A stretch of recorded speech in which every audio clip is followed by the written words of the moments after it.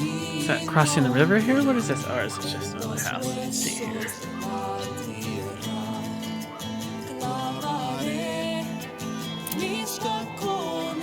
The jackrabbit flees across the desert, and the house cat follows. They're equals in speed and finesse, a miniature portrait of lion and gazelle. This drama of nature captivates, even though, if you're honest, the whole spectacle's mostly just adorable. All right, let's watch the case.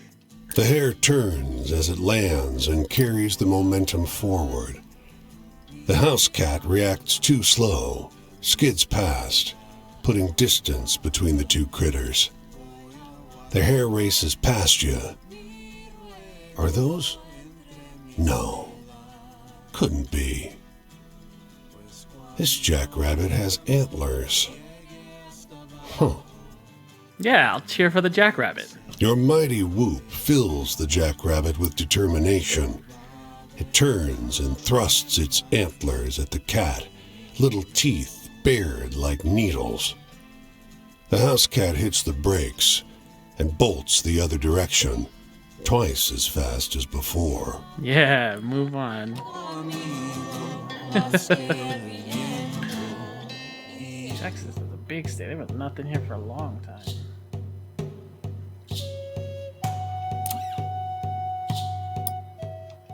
Little remains of the Alamo, just a chapel and some barracks. The inside of the chapel seems off, like a space that is both ruin and restored relic, unsure if it should crumble or sparkle.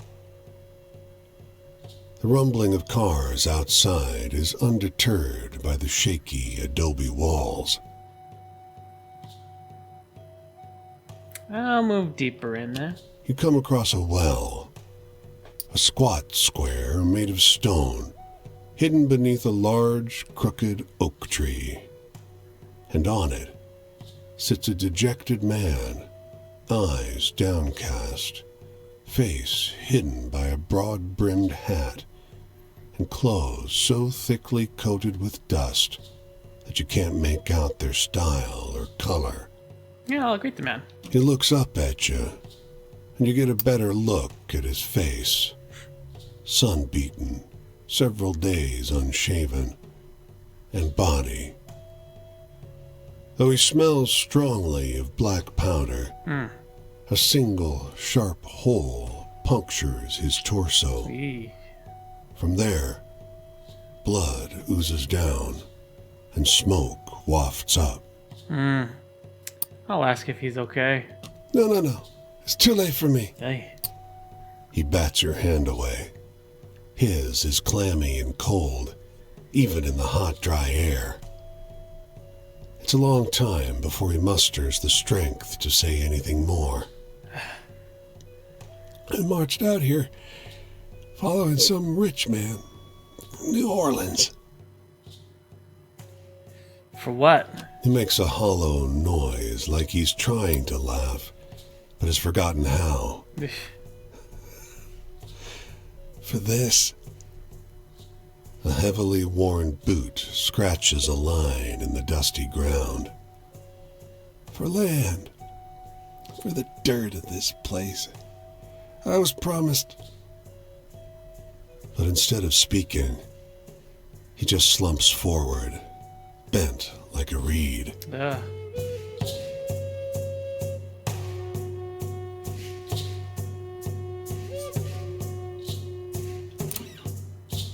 The strains of ragtime rise from an almost tuned piano. At the bar, an older woman, dark-haired and striking, toys with her cigarette holder. Hope you don't need lodging, the bartender tells you as you sit. The hotel's haunted.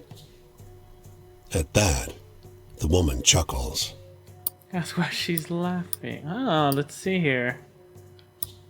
Ask about the ghost. The bartender leans in. This was a long time ago. Woman lived on the 5th floor. Real fancy lady. They say she was... He breaks off, glances over at the smoking woman. I shouldn't say in mixed company. The lady laughs. Oh, go on. Her smile is sharp. Keep listening. Well, she had a lot of boyfriends. The bartender hedges. Uh-huh. One of them was real jealous. He murdered her in a jealous rage, and her ghost still haunts that room. There's a maid who saw the ghost with her own eyes.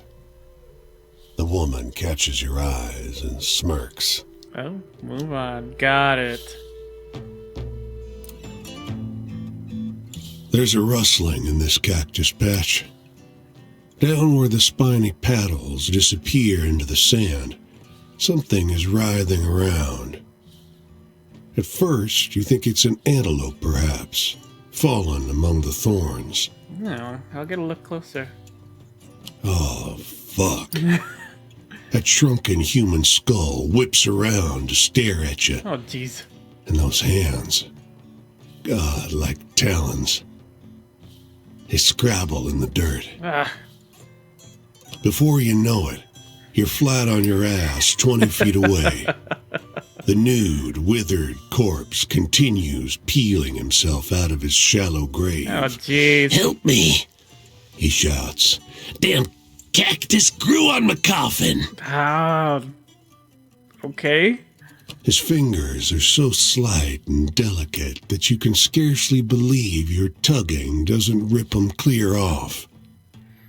Soon he's free, but too fragile to stand. Fuck this, he rasps. He buries his head in his hands, his skull hitting his palms with a papery slap. What happened to you? I've been cursed 2 times. Once to live forever, but the second time to die. How'd you think the 2 magics fought it out, huh? I'm dead for sure, and certainly alive. His tongue scrapes along his teeth like a dried thorn. What will you do? Keep trying to kill myself?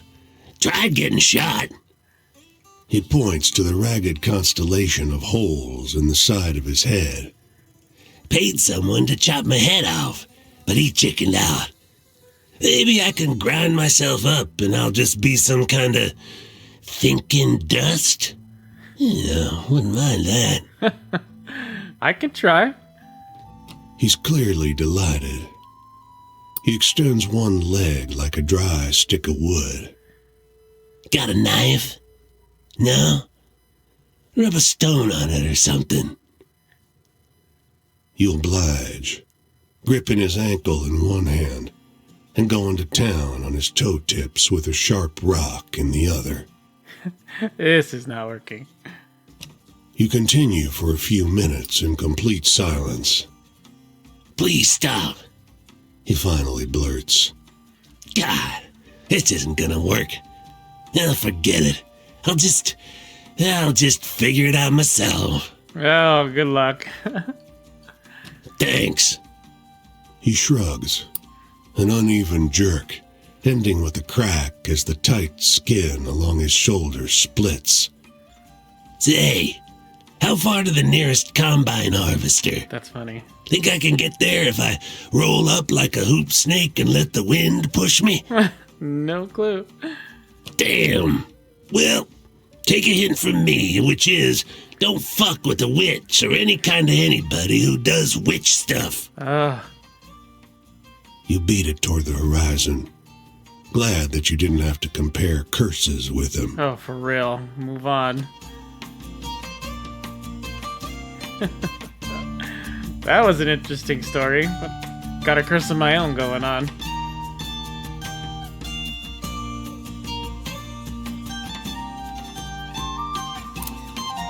He's parked his car by the side of the road. A luxurious black thing, waxed so that it mirrors the stars in the sky overhead. The desert dust doesn't seem to stick to it. You find the driver, alone, retrieving something from the trunk. What you doing? Well, what's it look like I'm doing?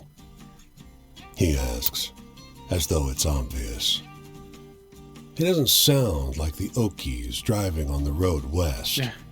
He has the cold tones of an educated New Englander. The pointed feet of a tripod dig into the coarse sand, hoisting his telescope heavenward. Staring at the stars? Not the stars, friend. Okay. His tone is outwardly irritated, but unable to mask his glee at correcting your misapprehension. Looking for a planet. Okay. There's a ninth one, orbiting far beyond Neptune. What's it called? Nothing yet, but we all know it's out there, waiting for someone to prove it exists. And once you can prove something exists, you get to name it. Can you imagine?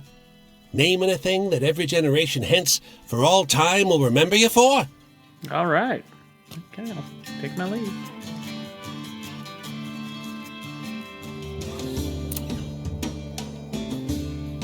Stacks of suitcases grind the parked Model A deeper into the dirt.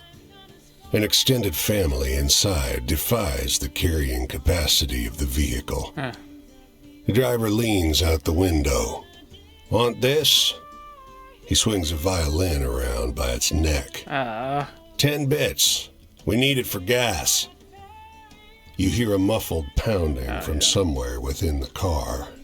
I don't have that much, sorry. 6 bits then. We need it for gas. The pounding becomes frantic. Yeah, I'll buy it. The violin is yours, and the car shudders down the road. It's not quite out of sight when the back door pops open and you hear a girl's voice scream at you. That violin belongs to Louise Ames, you dumb fuck! Hey. The door and the girl are wrestled back into place, and the car fades into the blur of the horizon.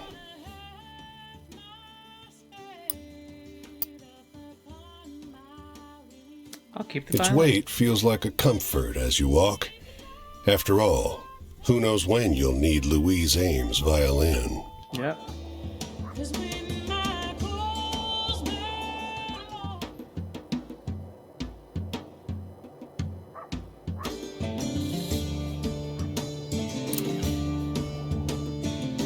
She's getting married, the soldier tells you.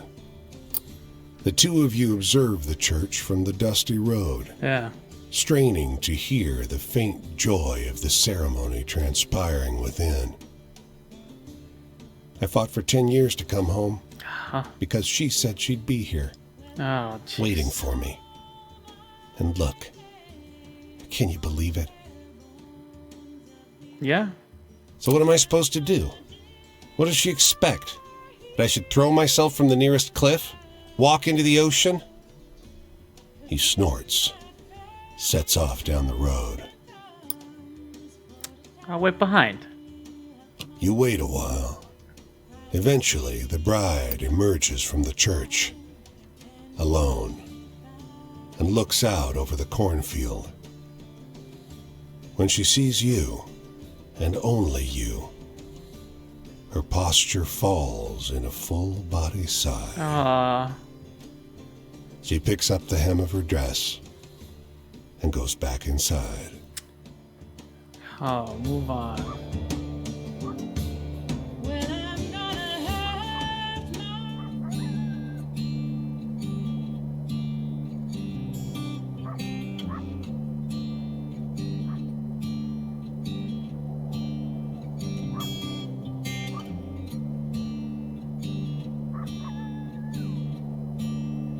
Well, I'm gonna scroll my name on the bare bones of the earth. I'm gonna dig my heels into the ground. 'Cause when that ferryman comes, God, I love this song. at my worth, I won't leave much to find that can be found.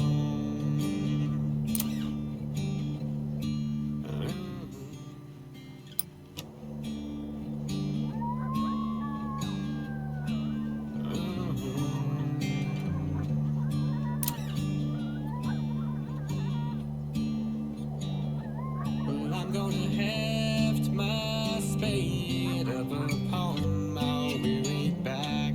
I'm gonna keep Oh, that's why it's Memphis. tucked in my soul. 'Cause when my coals burn low and my trains run out of track, won't be no one else to dig my hole. A sign in town says a farmer is hiring for the sugarcane harvest. A bag-eyed man drives you and 10 hungry strangers out into the cane, where he leaves you. Everyone gets a hatchet, but no instruction. The foreman is missing for some reason. Okay.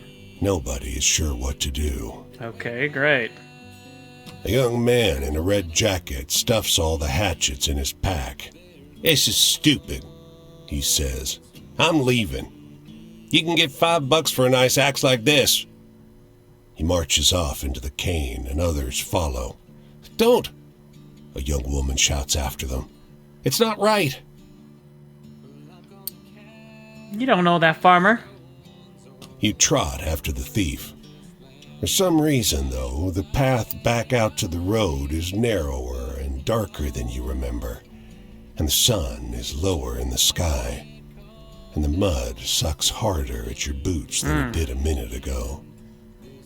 Soon, you've lost track of the others. Anybody? You're pushing through the cane, coated to your thighs in mud. Oh no. The sun is missing. You hear voices ahead, but you can't see anyone. Hey, help. You stumble out onto the bank of a pit. At the bottom, sugarcane stalks push up, twisted and crazy through a mat of bones, So we're rusted fertilizer. hatchets, and ripped scraps of red jacket. Shit.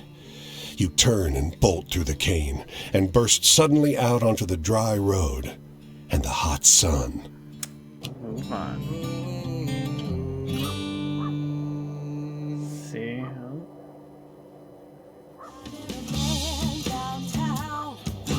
Why is it lagging so much?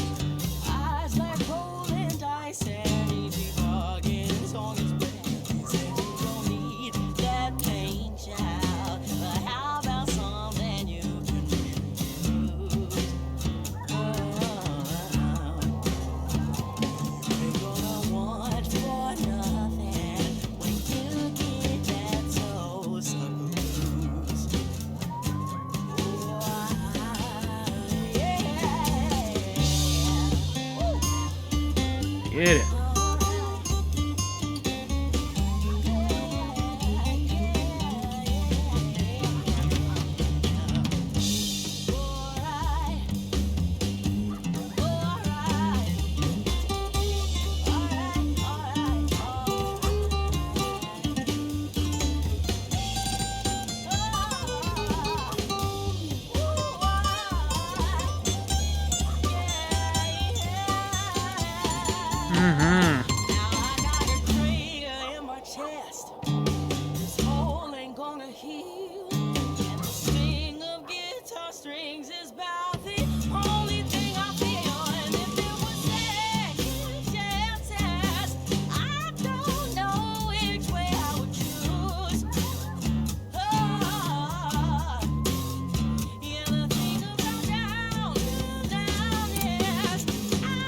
Excusez-moi. Beckoning you over, the woman shows you a letter, beautifully typeset on thick vellum. You're struck by the scent of a fancy department store. She points on the parchment to the address. "This address, you know?" Her accent is very thick. Yeah, let me take a closer look. You are dismayed to read the first paragraph. Lorem ipsum dolor sit amet, and the address under the monogram in the letterhead. 12345 Oh, Road geez. Street, Anytown, USA. The woman blinks, hopefully, leaning close over your shoulder. "Yes? You know this place?" Oh, geez. she asks. poor woman. She's been tricked. Let her down easy. This place doesn't exist, you try to explain as loud and slowly as possible. Of course you exist, the woman snorts, thumping a fist to her chest. You struggle to make yourself understood, but the poor woman whisks the letter away and stomps down the street. Ah well, c'est la vie. You move on.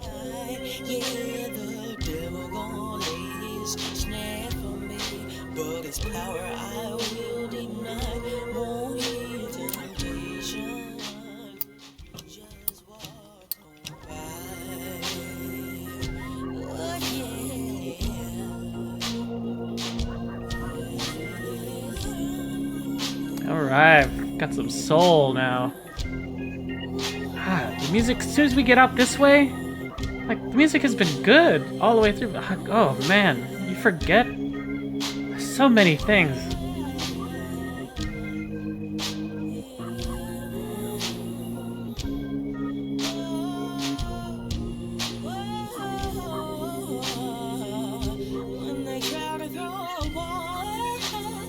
Why have we not seen this game? I mean, we probably have. Up, there's the camp over there. We're gonna go to Mississippi, then we're gonna see a camp. Yes.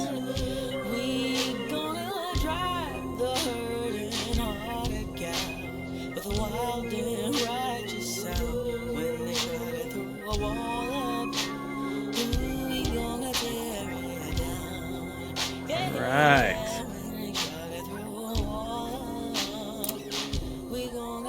He sings as he works, his voice warm and soft as the late afternoon sun. The air's sweet with the tang of recently cut sugar cane. There's a practiced, almost soothing precision to the way he works. He looks up and nods hello. Hello, sir. Making molasses, he says to your unasked question. I sell the black stripe in town. Farmers use it for feed. Bitter as hell. He grins. It smells strange. I don't notice it no more. I've been doing this a while. I keep back a few bottles to share. I don't charge neither. Folks around here need what they can get. Makes a mean loaf of bread. He nods at the barrels. I'm about done filtering. Got to boil it next. Lend a hand? Happy to help. You help him haul the barrels over to the metal boiler. You pour in the juice and set the fire. It's hot work. He fetches water and dark bread, and you share the small meal and a smile. It's good to find another who takes joy in honest labor. I'll move on.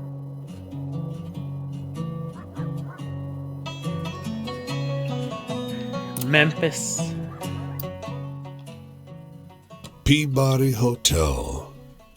The words adorn the exterior wall, each letter the size of a window. The lobby is upholstered furniture and gold chandeliers, but such luxury is a mere accessory to the centerpiece.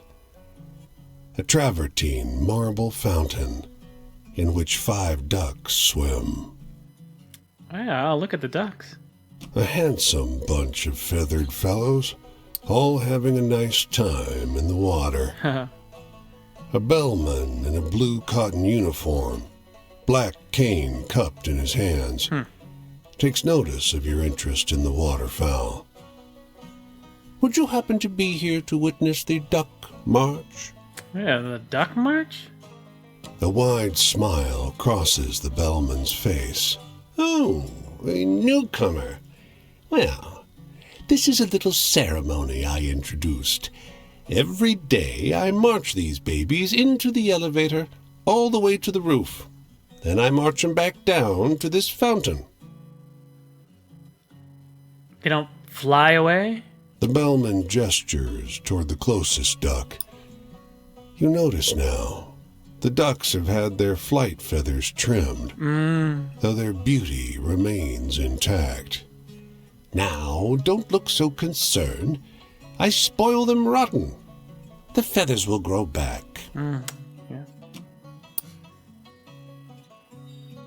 It's time. Watch the duck march. The bellman taps his cane on the marble. Right away, the ducks honk up a frenzy and hop out of the fountain.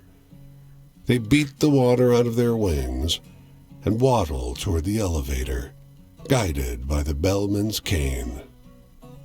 Magnificent. What sweet, gentle creatures. Yeah, okay.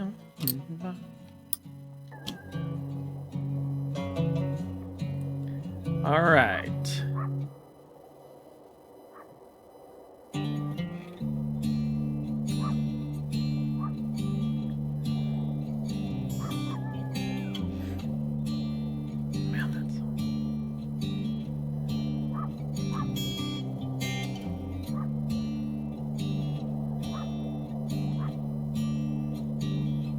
Well, I'm gonna scroll my name on the bare bones of the earth.